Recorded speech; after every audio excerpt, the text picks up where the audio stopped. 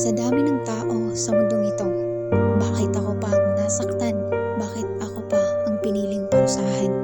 Sa bawat hakbang ng aking mga paa, sa bawat luhang bumabalot sa aking mga mata, paulit-ulit na tanong sa aking isipan kung bakit ako pa.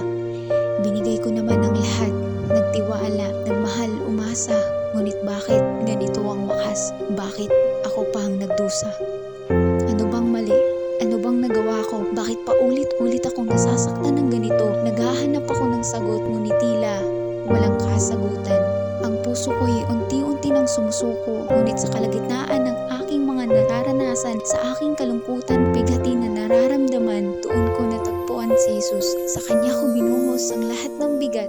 Bakit ako pa, Lord? Tanong ko sa Kanya, at sa Kanyang katahimikan naramdaman ko ang Kanyang yakap. Hindi Niya ako iniwan. Sa gitna ng aking pagkawasak, Siya ang naging liwanag. Bakit ako pa, Lord?